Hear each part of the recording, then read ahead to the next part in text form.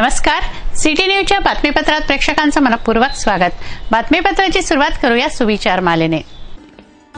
परोपकार करावा तो असा की त्याचं पर्यवसान उपकृत मनुष्य आळशी बनण्यात होऊ नये।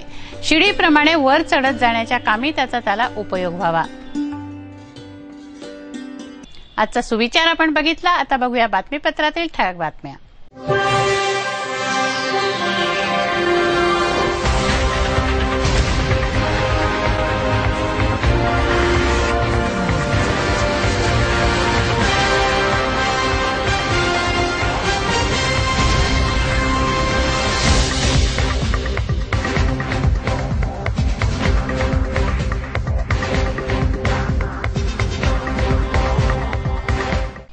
बातमीपत्रात घेऊया काही क्षणाचा विसावा। विसाव्यानंतर पुन्हा भेटू। पहा फक्त सिटी न्यूज।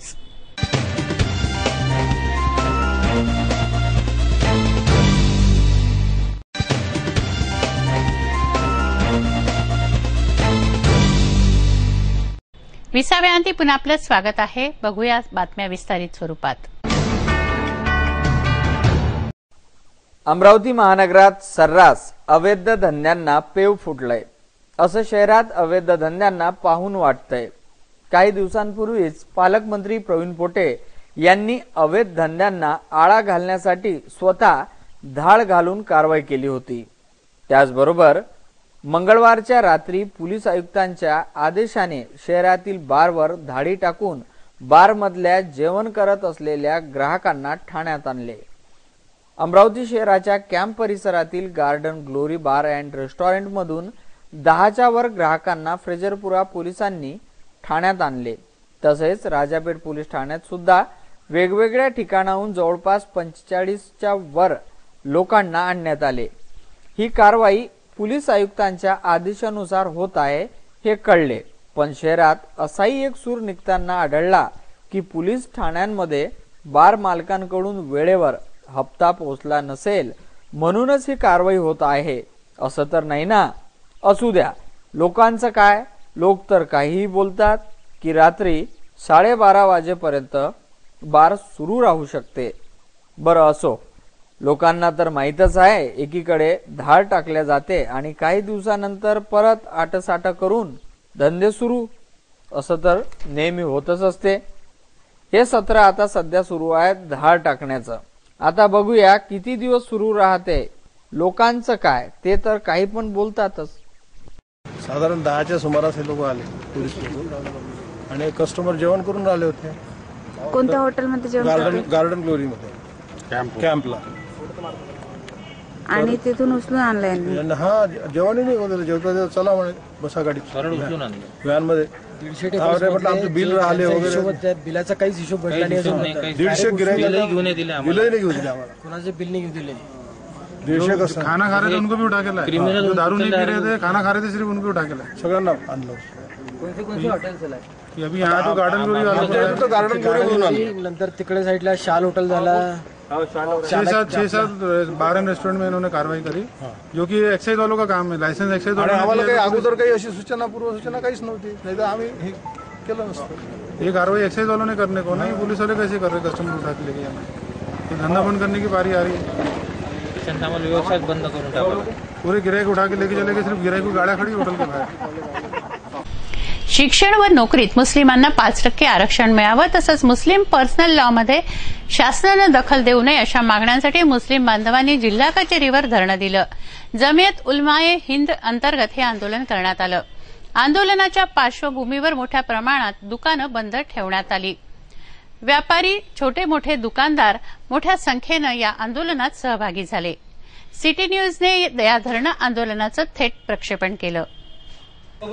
मुस्लिमांना आरक्षण देण्याच्या मागणीसाठी जमियत उलेमाए हिंद 1948 पासून लढा देते। आरक्षणाच्या मागणीसाठी जमियत उलमा संघटनेनं अनेक आंदोलनं केली, मात्र उपयोग झाला नाही।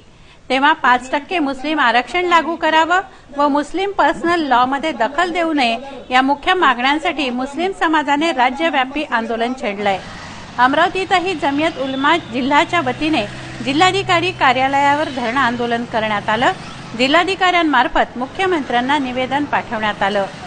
शहराच्या कानाकोपऱ्यातून येऊन मुस्लिम बांधव यामध्ये सहभागी झाले। मुस्लिम पर्सनल लॉ के अंदर जो मुदाखलत की, उसमें दखलंदाजी की जा रही है, उसमें छेड़छाड़ की जा रही है, जैसे कि वकील साहब ने उसकी कानूनी हैसियत आपके सामने रखी है, ये किसी तौर पर जो है मुनासिब नहीं है। इस मुल्क के अंदर जो माहौल प्यार मोहब्बत इत्तेहाद का है, इस मुल्क का एक जो तारीख है, इस मुल्क का एक पैगाम पूरे दुनिया के अंदर है, ये मैं समझता हूं अगर पर्सनल लॉ के अंदर मुदाखलत का बहस चलते रही और उसमें कोई अहम फैसला नहीं लिया गया, यानी बिल्कुल इसको यही खत्म नहीं किया गया और मुसलमानों के तहफ्फुज, उनका पर्सनल लॉ जो महफूज है, उनको जूं के तू नहीं रखा गया, तो ये तारीख जो है बुरे दिन देख सकती है। स्वातंत्र्योत्तर काळात भारतीय मुस्लिम समाज सामाजिक, शैक्षणिक आणि आर्थिक क्षेत्रात मागे फेकला गेला आणि आज या समाजाची अत्यंत केविलवाणी व बिकट अवस्था झाली आहे। त्या अनुषंगाने justice Rajendra Sachar commission, justice Ranganath Mishra commission तसंच महाराष्ट्र सरकारतर्फे नियुक्त केलं गेलेलं रहमान कमिटी या सर्व आयोग व कमिटींनी मुस्लिम समाजाच्या सामाजिक, शैक्षणिक व आर्थिक हलाखीच्या स्थितीची यथोपांग चर्चा करून त्यांना मुख्य प्रवाहात आणण्यासाठी आरक्षणाची शिफारस केली होती। या शिफारशींची महाराष्ट्र सरकारने दखल घेत मराठा समाजासाठी 16% व मुस्लिम समाजासाठी 5% अध्यादेश काढून सरकारी नोकरी व शैक्षणिक संस्थांमध्ये आरक्षण निश्चिती केली होती। मुंबई कायद्याच्या कसोटीवर 5% मुस्लिम आरक्षण शैक्षणिक संस्थांमध्ये वैध ठरवलं होतं, परंतु आरक्षणासंदर्भातील कालमर्यादा संपून देखील सरकारनं काहीही पावलं उचलली नाहीत। मुस्लिम आरक्षणासंदर्भात कोणतीही कृती तर दूरच राहो, पण सरकार अवाक्षर देखील काढत नाही। मुस्लिम समाजाच्या आरक्षणासंबंधी सरकारची कमालीची उदासीनता अत्यंत अस्वस्थ करणारी आहे।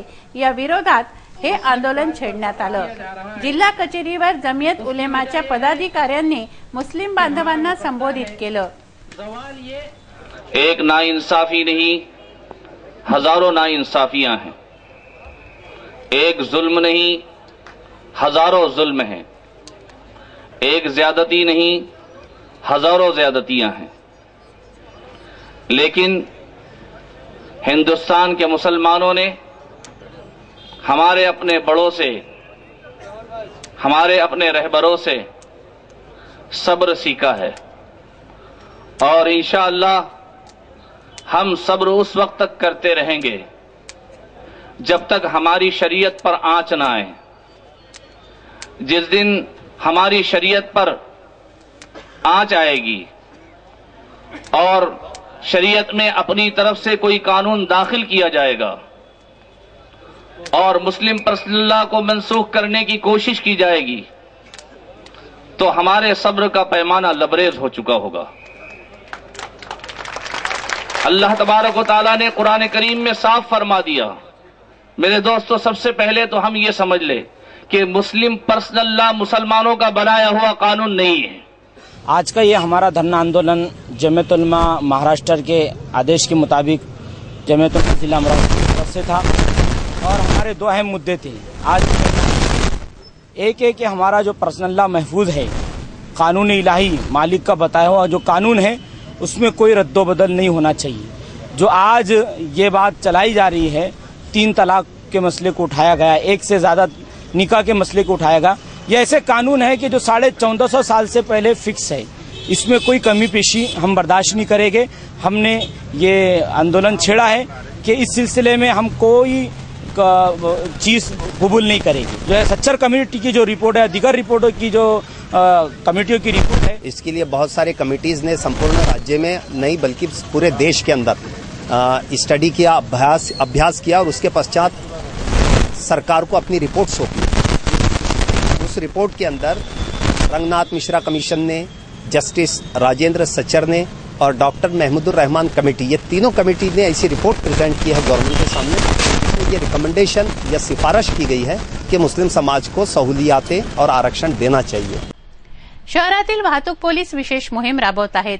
युवक स्टंटबाजी करतात, यामुळे अपघात घडतात। निरपराध नागरिक व स्वतः स्टंटबाजांचे जीवही धोक्यात असतात, परंतु वाहतूक पोलीस आता या स्टंटबाजीला लगाम लावणार आहेत। त्यांच्यावर सक्त कारवाई करण्याचे आदेश एसीपी डोंगर दिवे यांनी दिले आहेत। आता गणेश उत्सव आणि दुर्गा उत्सव संपल्यानंतर परत ट्रॅफिकचे स्पेशल ड्राईव्ह करणे सुरू केलेले आहे। बऱ्याच ठिकाणी समर्थ हायस्कूल, पंचवटी, इरविन चौक या ठिकाणी विशेष मोहीम राबवून वाहन चालकाविरुद्ध कारवाई करण्यात येत आहे। तसेच बरेच कॉलेज गोईंग मुलं हे स्टंटबाजी करतात आणि भरधाव वेगाने चालवणे त्यांच्याविरुद्धसुद्धा कारवाई सुरू आहे। दररोज त्यांच्यावर वाच ठेवून त्यांचेसुद्धा वाहनं पकडण्यात येत आहे आणि कायदेशीर कारवाई करण्यात येत आहे। अशीच मोहीम कंटिन्यू सुरू राहणार आहे। बेलपुरा येथे 4 वर्षांच्या चिमुकलीवर बलात्काराचा प्रयत्न झाला। मुलीची आई कामानिमित्त बाहेर गेली असता आरोपी किशोर महादेव खंडारे या 27 वर्षीय आरोपीने चिमुकलीला बिस्किट देण्याच्या बहाण्याने बोलवून प्रयत्न केला। राजापेठ पोलिसांनी आरोपीला अटक केली आहे। 376 कलमान्वये गुन्हा दाखल करण्यात आला आहे। भारतीय जनता पार्टी अमरावती जिल्ह्याच्या वतीने येत्या नगरपालिका निवडणुकांसाठी जबाबदाऱ्या निश्चित करण्यात आल्या असून समित्या व उपसमित्या गठीत करण्यात आल्या आहेत। तसंच त्रिसदस्यीय समितीही गठीत करण्यात आली आहे। याविषयीची माहिती पत्रकार परिषदेत देण्यात आली। पत्रकार परिषदेला भाजपचे जिल्हाध्यक्ष प्राध्यापक दिनेश सूर्यवंशी, सरचिटणीस गजानन कोल्हे, जयंत आमले यांच्यासह पदाधिकारी उपस्थित होते। आमचे 9 नगरपालिकांचे निवडणूक प्रभारी आणि निवडणूक प्रमुख हे घोषित केलेले आहेत। त्यानंतर उमेदवारांची जी चयन प्रक्रिया आहे, निवड प्रक्रिया आहे, त्यासाठी आम्ही उद्यापासून जे कोणी भारतीय जनता पार्टीच्या चिन्हावर भारतीय जनता पार्टीच्या वतीने या स्थानिक स्वराज्य संस्थेच्या नगरपालिका क्षेत्रामध्ये निवडणूक लढवू इच्छितात अशा इच्छुकांकडून आम्ही आवेदन मागवत आहोत। हे आवेदन एकदा 23 तारखेपर्यंत पार पडले स्वीकारणं की 24, 25, 26ला आम्ही पार्लमेंटरी बोर्डची निवडणूक मंडळाची बैठक आम्ही अमरावती येथे घेणार आहोत। एका जागेसाठी 3 इच्छुक उमेदवार असे सॉर्ट आउट करून खालून तालुक्यातूनच नावं येणार आहे आणि त्याच्यावर मग अंतिम निर्णय पार्लमेंटरी बोर्ड करणार आहे। महाराष्ट्र प्रदेशाने 3 सदस्यीय समिती ही माननीय प्रदेशाध्यक्ष माननीय मुख्यमंत्र्यांनी घोषित केलेली आहे, ज्यामध्ये जिल्हाध्यक्ष म्हणून मी स्वतः पालकमंत्री माननीय प्रवीणभाऊ पोटे पाटील आणि आमदार डॉक्टर अनिल बोंडे यांची 3 सदस्यीय समिती या पूर्ण 9 नगरपालिकांच्या निवडणुकीसाठी प्रदेशाकडून घोषित केलेली आहे। पण ही केवळ एकच समिती काम करणार नाही, तर जिल्हा ज्याला म्हणता येईल की निवडणूक मंडळ पार्लमेंटरी बोर्ड हे आम्ही तयार केलेलं आहे। जिल्हाध्यक्ष म्हणून मी त्याचा अध्यक्ष आहे। माननीय अरुणभाऊ अडसड, माननीय पालकमंत्री, माननीय आपले रणजितजी पाटील, त्यानंतर सर्व लोकप्रतिनिधी, दोन्ही सरचिटणीस आणि काही निमंत्रित असा हा पार्लमेंटरी बोर्डाचा सगळा संच राहणार आहे।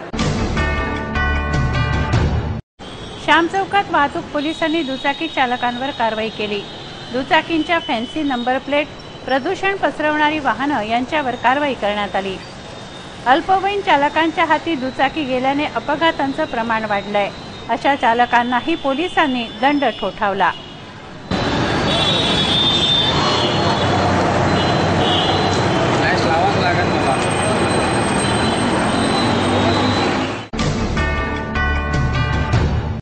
साबणपुरा येथील कचऱ्याचे ढीग, घाण, दुर्गंध याबाबत सिटी न्यूजने महापालिकेचे अतिरिक्त आयुक्त शेटे यांना सत्य परिस्थिती दाखवली।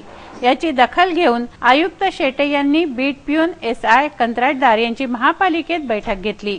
दीपावलीच्या पर्वावर शहर स्वच्छ ठेवण्याची तंबी त्यांनी दिली।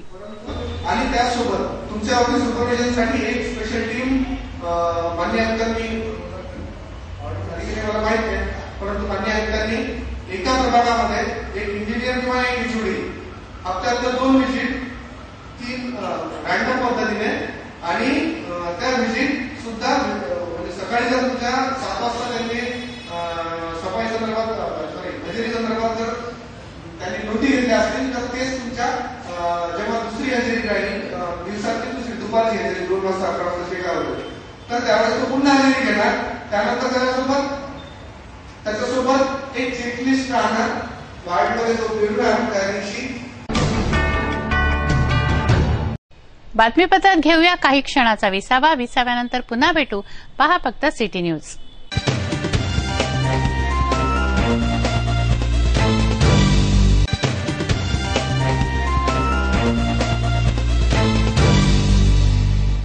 20व्या अंती पुन्हा आपलं स्वागत आहे. बघूया बातम्या विस्तारित स्वरूपात. कोट्यवधी रुपयांची आर्थिक हानी करणाऱ्या प्रदूषणकारी फटाक्यांवर तात्काळ बंदी घाला अशी मागणी राष्ट्रीय हिंदू आंदोलनाने केली आहे. या संदर्भात राष्ट्रीय हिंदू आंदोलनाच्या वतीनं राजकमल चौकात आंदोलन करण्यात आलं. चायनीज फटाके मोठ्या प्रमाणावर बाजारपेठेत आहेत, त्यांना बंदी घालण्याची मागणी राष्ट्रीय हिंदू आंदोलनानं केली आहे. फटाके फोडणे ही विदेशी प्रथा आहे. असं असतानाही भारतात दिवाळीच्या काळात कोट्यवधी रुपयांचे फटाके फोडले जातात. पंतप्रधानांनी स्वच्छ भारत अभियान सुरू केलं आहे. फटाक्याच्या कचऱ्याने या अभियानाला एक प्रकारे खीळ बसतोय. याशिवाय चायनीज वस्तूंच्या व्यापारात गेल्या काही वर्षांपासून चायनीज फटाकेही मोठ्या प्रमाणात आले आहेत, जे सर्वात जास्त प्रदूषण करतात. यावर बंदी घालावी. तसंच छत्रपती शिवाजी महाराजांनी बांधलेले गड व किल्ले राज्य संरक्षित स्मारक म्हणून घोषित करावे अशा मागण्यांसाठी राष्ट्रीय हिंदू आंदोलनाने राजकमल चौकात आंदोलन केलं. वीर मावळ्यांच्या पराक्रमाची महती सांगणाऱ्या गडकोटांना संरक्षण द्या. शिवरायांच्या गडकोटांची विक्री करणाऱ्या छत्रपती द्रोहांवर कारवाई करा. शिवरायांच्या गडकोटांची विक्री करणाऱ्या छत्रपती द्रोहांवर कारवाई करा. दुर्गप्रेमींना त्रास देणाऱ्या हिंदू द्रोहांवर कारवाई करा. दुर्गप्रेमींना त्रास देणाऱ्या हिंदू द्रोहांवर कारवाई करा. गडावर अनधिकृत बांधकाम करणाऱ्यांवर कारवाई करा. फटाक्यांवर बंदी आणावी आणि विशेषतः भारत विरोधी कारवायांना पाठिंबा देणाऱ्या चीन या शत्रू राष्ट्र या चीनमध्ये जे फटाके उत्पादन केले जातात त्यावर विशेषतः बहिष्कार घालावा, त्यावर बंदी आणावी ही एक मागणी. आणि दुसरी मागणी या आंदोलनाच्या माध्यमातून शासनाकडे अशी केली जात आहे की खाजगी मालकांकडे असलेले जे शिवाजी महाराजांचे 23हून अधिक गडकोट आहेत ते शासनाने ताब्यात घ्यावे आणि त्यांचं संवर्धन करावं, त्याची दुरावस्था रोखावी ही एक दुसरी मागणी या आंदोलनाच्या माध्यमातून आज या ठिकाणी केल्या जाते. गेल्या 13 ऑक्टोबर रोजी कल्याणनगर येथील सिटी मल्टी स्पेशालिटी हॉस्पिटलमध्ये तोडफोड करण्यात आली. या हल्ल्याचा निषेध इंडियन मेडिकल असोसिएशननं केलाय. या भ्याड हल्ल्याबाबत कारवाईच्या मागणीसाठी आयएमएने प्रभारी जिल्हाधिकाऱ्यांना निवेदन दिलं व कारवाईची मागणी केली आहे. कल्याणनगर येथील सिटी मल्टी स्पेशालिटी हॉस्पिटलमध्ये तोडफोड करण्यात आली. गुंड प्रवृत्तीच्या लोकांनी केलेल्या या भ्याड हल्ल्याचा निषेध करून इंडियन मेडिकल असोसिएशननं प्रभारी जिल्हाधिकारी प्रदीप पवार यांना निवेदन दिलं. तोडफोड करणाऱ्या आरोपींना अटक करावी. Prevention of violence and damage to property of medical person act 2010 प्रमाणे कारवाई व्हावी. न्यायालयीन प्रक्रिया फास्ट ट्रॅक कोर्टामार्फत व्हावी. डॉक्टरांवर होणाऱ्या हल्ल्यांपासून त्यांना संरक्षण मिळावं आदी विविध मागण्या आयएमएने केल्या आहेत.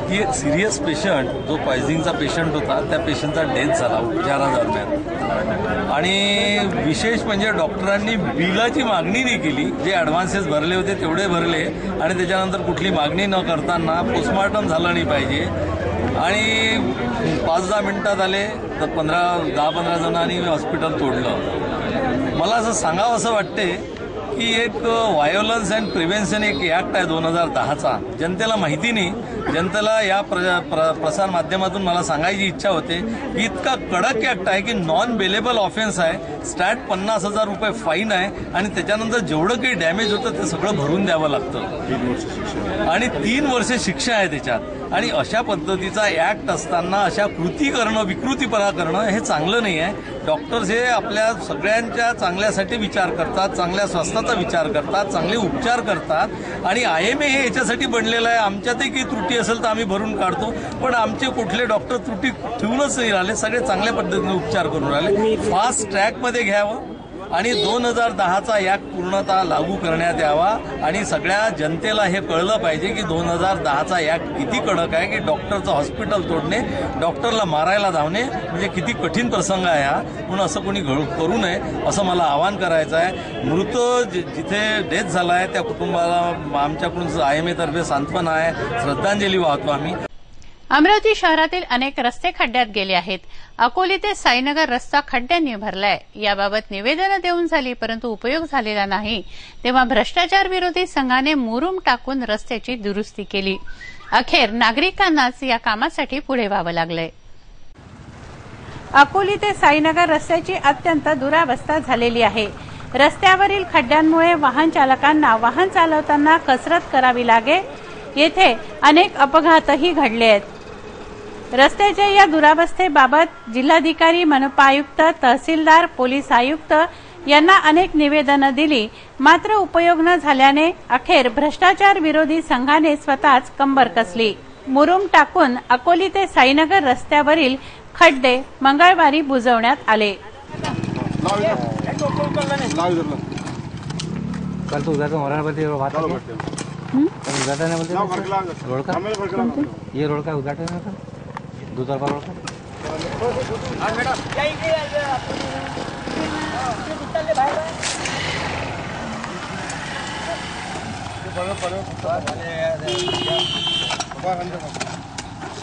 अकोली ते साईनगर रोड हे बांधकामाचं काम आपल्या आमदार आणि खासदार आणि नगरसेवकाचं होतं, ते त्यांनी केलं नाही परिपूर्ण।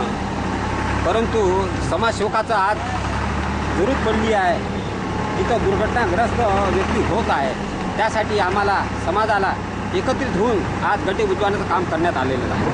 ते माझ्याकडून, माझ्या वतीनं, माझ्या कार्यकर्त्याच्या संघाकडून आज आम्ही सर्वजण एकत्रित होऊन हे गड्डे बुजवत आहोत। तरी आपल्याला विचार करावा लागत आहे, जुना पुढा आहे, गड्डे बुजवण्याचं काम समाजसेवक करत आहे स्वतःच्या पैशानं।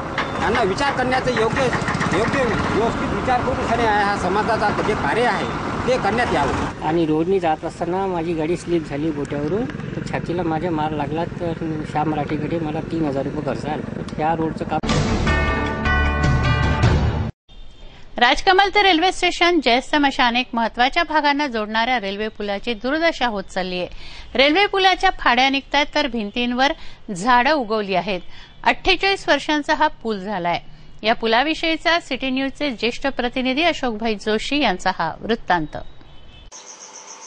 अमरावती का रेलवे ब्रिज अपनी उम्र के करीब 48 वर्ष पूर्ण कर चुका है। जगह जगह से जर्जर हो चुका यह ब्रिज अब आमूलाग्र परिवर्तन चाहता है। इस ब्रिज के संबंध में आइए थोड़ी सी बातें जाने। इसका निर्माण कब, क्यों और किस लिए हुआ, हम आपको बताते हैं। किसी जमाने में अमरावती नगरी में स्थापित विश्व प्रसिद्ध वॉलकट, रैलीज, मोफिसल, एदलजी जैसी जिनिंग प्रेसिंग का कबास बैलगाड़ियों में लाद कर यहां से जबलपुर तथा वहां से कोलकाता फिर लंदन भेजा जाता था। दिनांक 16 अप्रैल सन 1853 में विक्टोरिया टर्मिनल से पहली रेलगाड़ी थाना तक चली। पश्चात सन 1859 के करीब अमरावती रेलवे स्टेशन निर्मित हुआ। उन दिनों रेलवे स्टेशन जंगल में स्थित था। वाहनों के बढ़ने से आवागमन बढ़ा। कपास के निर्यात के इस रेलवे स्टेशन से यातायात में बाधाएं आने लगी तो सन 1960 के दरमियान बरसों पुरानी रेलवे पुल की मांग ने फिर जोर उठाया। 1964 में प्रस्ताव मंजूर हुआ और सन 1968 में रुपए 22 लाख की लागत से यह ब्रिज ठेकेदार भगत सिंह भसीन ने बनाया। इस ब्रिज की लंबाई करीब आधा किलोमीटर है। आज हजारों राहगीर इस ब्रिज का उपयोग करते हैं, लेकिन समय की मार से अच्छे अच्छे निर्माण ढीले पड़ जाते हैं। वही हालत अमरावती के इस रेलवे पुल की हुई जा रही है। निर्माण निरंतर ढीला पड़ता जा रहा है। इस ब्रिज की उपादेयता को देखते हुए भली भांति तौर पर नए ब्रिज का निर्माण या इसका व्यवस्थित आमूलाग्र परिवर्तन किया जाए, ऐसी मांग उठती जा रही। नगर परिषदेच्या सार्वत्रिक निवडणूक होत आहेत, यासाठी आचारसंहिता लागू झाली आहे। आचारसंहितेमुळे विकास कामं थांबून जिल्हा परिषदेचे कोट्यावधी रुपये परत जाऊ शकतात, कारण नंतर जिल्हा परिषदेच्या निवडणुकीसाठी ही आचारसंहिता लागणार आहे। मेळघाट वासियांच्या विकासासाठी असलेला हा निधी आहे, तेव्हा आचारसंहिता ही निवडणुकीच्या क्षेत्रासाठी मर्यादित ठेवावी, अशी मागणी जिल्हा परिषद उपाध्यक्ष व सदस्यांनी केली आहे। नगर परिषद निवडणुकींसाठी आचारसंहिता लागली आहे, त्यामुळे जिल्हा परिषदेचा मेळघाटसाठीचा निधी परत जाण्याची शक्यता निर्माण झाली आहे। मेळघाट कोणत्याही नगर परिषदेच्या संपर्कात येत नाहीत, आचारसंहिता त्या क्षेत्रापुरती मर्यादित ठेवून मेळघाटचा विकास होऊ द्यावा, निधी परत जाऊ नये असं जिल्हा परिषद उपाध्यक्षांचं म्हणणं आहे। या संदर्भात जिल्हा परिषदेचे सदस्य निवेदनही देणार आहेत। आचारसंहितेचा इफेक्ट साधारणतः 2 महिने 28 नोव्हेंबर पर्यंत ही आचारसंहिता बाइंडिंग आहे। ज्या ठिकाणी 4 नगर पंचायतच्या वरती जिथे निवडणुका आहे थ्रू महाराष्ट्र, तर त्या ठिकाणी ही आचारसंहिता बाइंडिंग केलेली आहे। पण यामध्ये अमरावती जिल्ह्याचं जर त्यामध्ये आपण प्रामुख्याने जर आढावा घेतला तर यामध्ये मेळघाट हा कुपोषणग्रस्त, म्हणजे ज्याला आपण नेहमी आपल्या वृत्तपत्र असो, इलेक्ट्रॉनिक मीडिया असो, याच्या माध्यमातून तर मेळघाटमध्ये जिथे कुपोषण वगैरे आहे किंवा विकास कामं रखडलेले आहे त्या ठिकाणी जर आपण जिल्ह्याची सिच्युएशन जर पाहिली, माझ्याकडे आरोग्य विभाग, अर्थ विभाग दोन्ही पण, तर मेळघाट करता 2 तालुक्याकरता साधारणतः BDS वरती आम्हाला जे पैसे आले ते 11.7 कोटी रुपये आले आणि उर्वरित 12 तालुके, कारण 14 तालुक्याचा हा जिल्हा आहे, उर्वरित जे 12 तालुके आहे त्यामध्ये आम्हाला वेगवेगळ्या हेडवाईज साधारणतः आरोग्य विभागाला 8.5 कोटी रुपये हा पूर्ण खर्च मेळघाटमध्ये होणं शक्य नहीं है, हे या ठिकाणी मी सांगू शकतो। वहाँ पर पूरे जिले को आचार संहिता लागू किया है, तो ये यदि ऐसा आचार संहिता लागू रहती है तो हमारे जिला परिषद के माध्यम से जो हम लोगों ने अथक प्रयास करके जल्दी से जल्दी आचार संहिता लगने के पहले काम खत्म होने को ना, नियोजन होने को ना, हमने जिला परिषद की परिषद पूरी प्रमा वगैरह सब डाल दिया है, प्रमा बन गई है, लेकिन बाकी के काम प्रोसेस में है। और प्रोसेस में काम होने की वजह से आज आचार संहिता अचानक लागू हो गई और पहली बार ऐसी आचार संहिता लागू हुई है। इसमें सबसे बड़ा भाग है जो मेळघाट का। अभी हाई कोर्ट ने सरकार को लताड़ा है कि कुपोषण, बाल मृत्यु, माता मृत्यु, हमारे मेळघाट में जो पावसाड़ी पानी का जो सीजन गया है उसमें इतना ज्यादा रोड, सड़क, पुलिया, आरोग्य केंद्र और स्कूल नादुरुस्त हो गई है, मतलब पूरी खंडित हो गई है। प्रसिद्ध अभिनेता ओमपुरी यांचा 18 ऑक्टोबर रोजी वाढदिवस। 18 ऑक्टोबर 1950 साली ओमपुरी यांचा जन्म झाला। आपल्या दमदार आवाजाने व अभिनयाने त्यांनी भूमिका सजीव केल्या। ओमपुरी यांना सिटी न्यूज तर्फे वाढदिवसाच्या हार्दिक शुभेच्छा। ओमपुरी का जन्म 18 अक्टूबर 1950 को अंबाला, हरियाणा में हुआ था।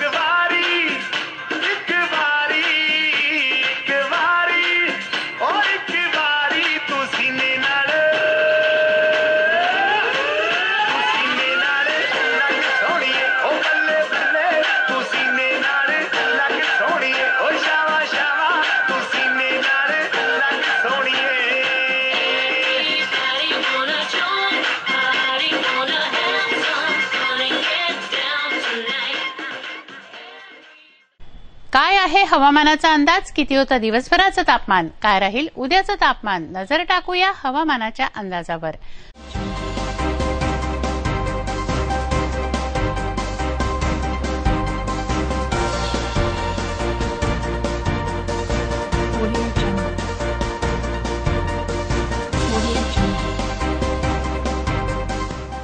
मंगळवार कमाल तापमान 32 डिग्री सेल्सिअस तर किमान तापमान 18 डिग्री सेल्सिअस। बुधवार कमाल तापमान 33 डिग्री सेल्सिअस तर किमान तापमान 18 डिग्री सेल्सिअस राहील असा अंदाज वेधशाळेनं वर्तवलाय। हे बातमीपत्र एवढ्यावरच थांबवूया। पुन्हा एकदाच्या ठळक बातम्या।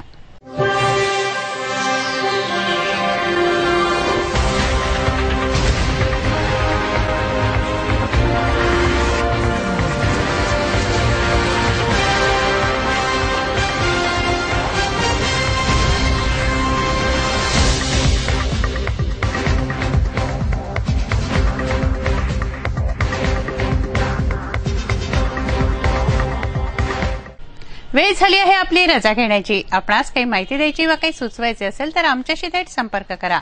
आमचा पत्ता सिटी न्यूज कार्यालय, मातोश्री आर्केड, सहकार भुवन समोर, मोर्शी रोड, अमरावती. आमचा फोन नंबर आहे 2570-32-6 आणि वेबसाईट आहे www.citynews.net.in. अचूक, सडेतोड आणि निर्भीड बातम्यांसाठी बघत राहा अमरावतीचं नंबर 1 चॅनेल, फक्त सिटी न्यूज. बातमी आमची, विश्वास तुमचा.